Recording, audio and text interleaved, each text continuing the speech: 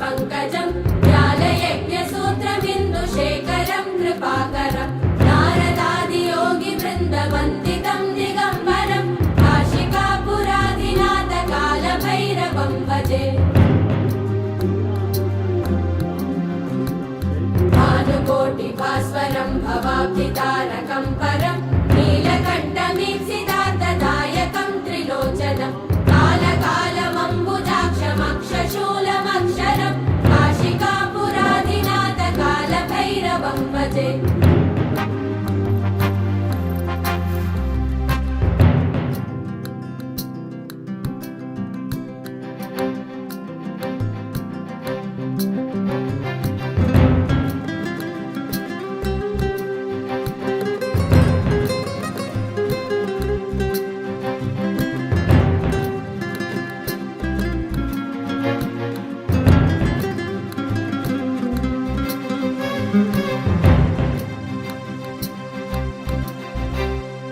शूलटङ्कपाशदण्डपाणिमादिकारणं श्यामकायमादिदेवमक्षरं निरामयं भीमविक्रमं प्रभुं विचित्रताण्डवप्रियं काशिकापुराधिनाथकालभैरवं भजे। मुक्तिमुक्तिदायकं प्रशस्तचारुविग्रहं भक्तवत्सलं स्थितं समस्तलोकविग्रहं किङ्किनीलसत्कटिं काशिकापुराधिनाथकालभैरवं भजे।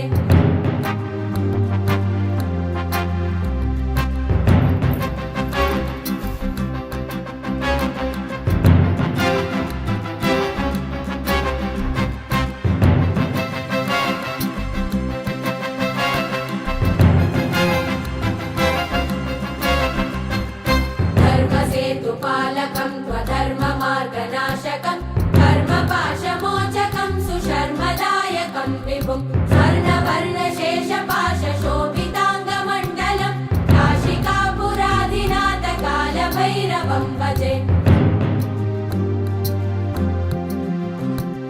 रत्नपादुकाप्रभाविरामपादयुग्मकं नित्यमद्वितीयमिष्टदैवतं निरञ्जनं मृत्युदर्पनाशनं करालदं श्रमोक्षणं काशिकापुराधिनाथकालभैरवं भजे।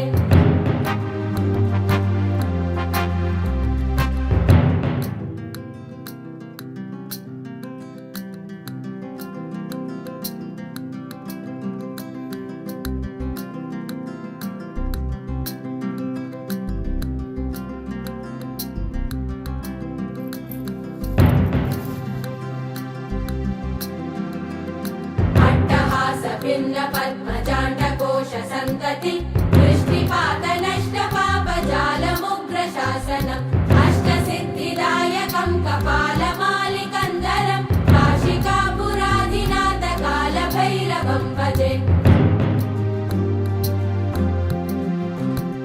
भूतसङ्गनायकं विशालकीर्तिदायकं काशीवासलोकपुण्यपापशोधकं विभुं नीतिमार्गकोविदं पुरातनं जगत्पतिं काशिकापुराधिनाथकालभैरवं भजे।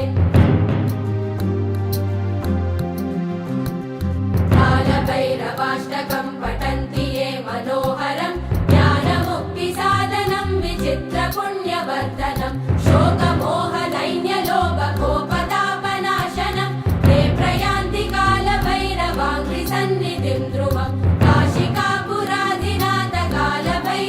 भजे काशिका